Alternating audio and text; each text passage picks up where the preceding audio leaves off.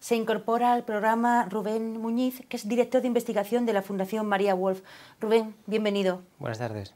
Rubén, vosotros habéis realizado una investigación que demuestra que las terapias no farmacológicas pueden incluso ser más eficaces que los tratamientos actualmente disponibles. ¿Es así? Sí, algunas terapias no farmacológicas tienen efectos más importantes que los fármacos. Por ejemplo, las intervenciones multicomponente para el cuidador pueden retrasar la institucionalización en más de un año y ningún fármaco puede hacer eso.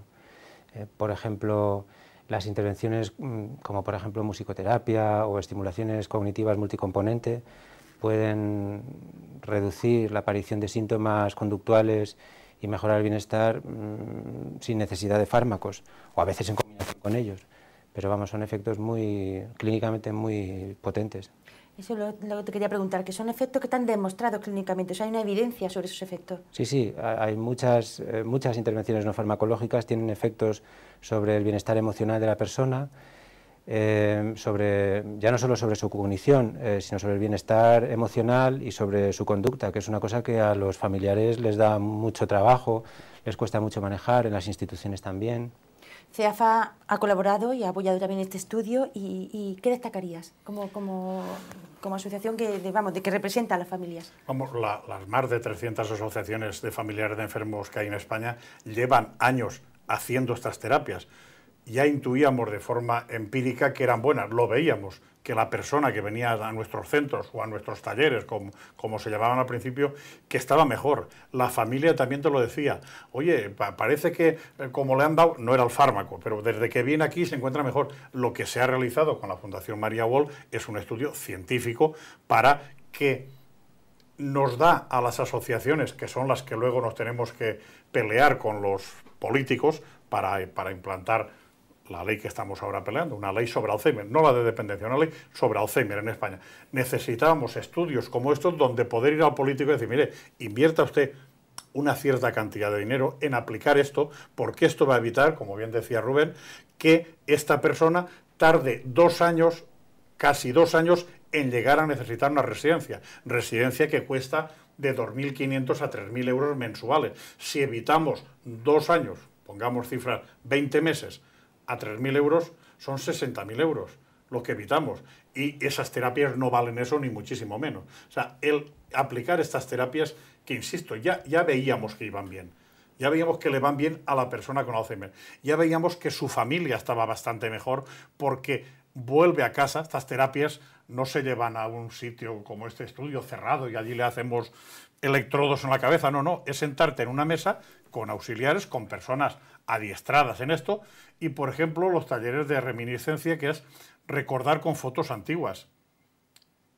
Te voy a contar hasta una anécdota de reminiscencia con una compañera, no diré quién porque seguro que no le molestará, pero bueno, aquí en España fuimos a inaugurar un centro suyo, que lo inauguraban y nos acompañaba, iba la compañera, yo como presidente nacional entonces, y venía Carmen Sevilla.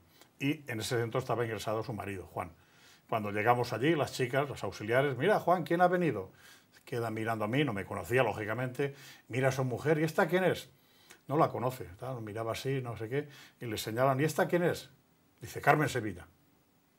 O sea, fíjate esa persona, lo que decía mi compañera, he convivido con él 30 o 40 años, tengo 5 hijos con él y a mí no me conoce y reconoce a Carmen Sevilla.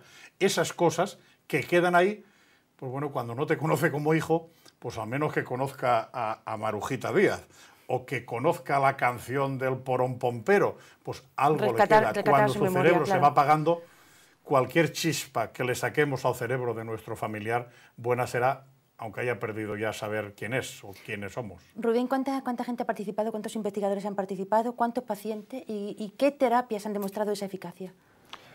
Pues los investigadores de nuestro grupo pues son aproximadamente 24 investigadores de 4 continentes,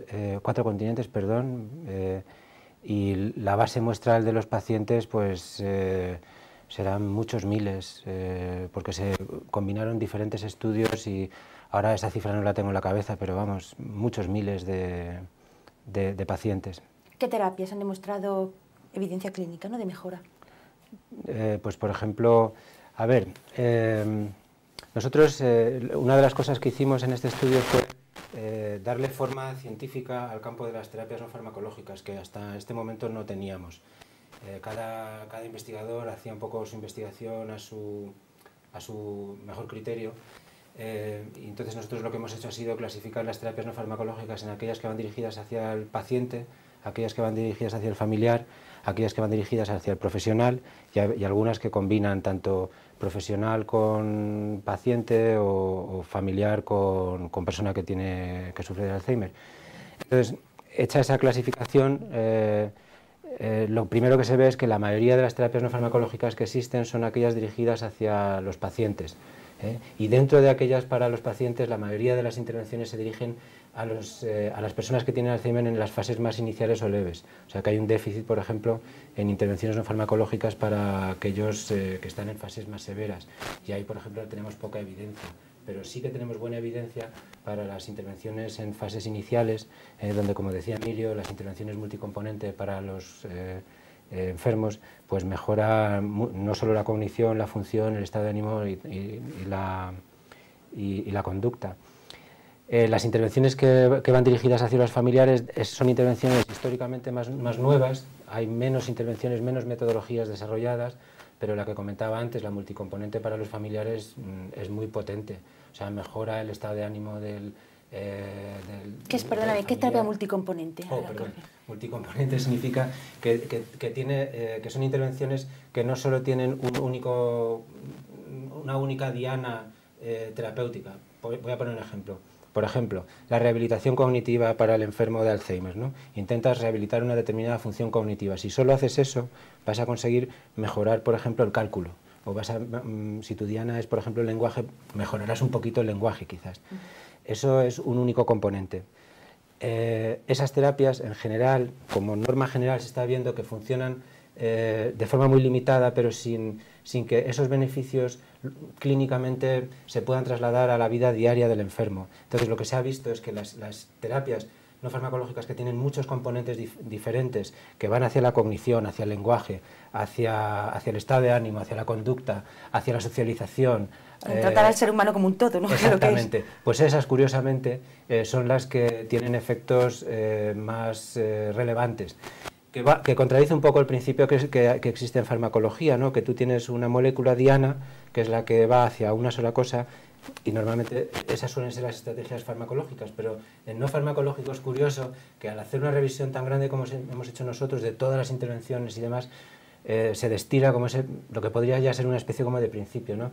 Multicomponente, tanto para el enfermo como para el familiar. El estudio ha conseguido llegar a conclusiones como, por ejemplo, si las terapias valen para todos los diferentes estadios de la enfermedad, para todo tipo de paciente, etcétera, o no, eso va a ser fruto de una siguiente investigación. Bueno, nosotros en nuestro estudio hemos analizado todas las intervenciones no farmacológicas documentadas, con ensayos bien realizados, y hay un déficit claro para hacer intervenciones para mejorar la calidad de vida de las personas en demencia en fase avanzada.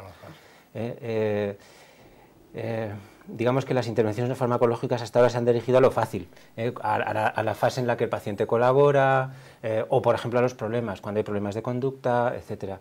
Pero en las fases donde el paciente está ya como haciendo una vida más cama-sillón y demás, ahí hay pocas intervenciones, y la verdad que es una lástima, porque esas personas también sienten, esas personas frecuentemente se ven postradas a existencias, yo diría que vegetativas, con poco estímulo, poco afecto.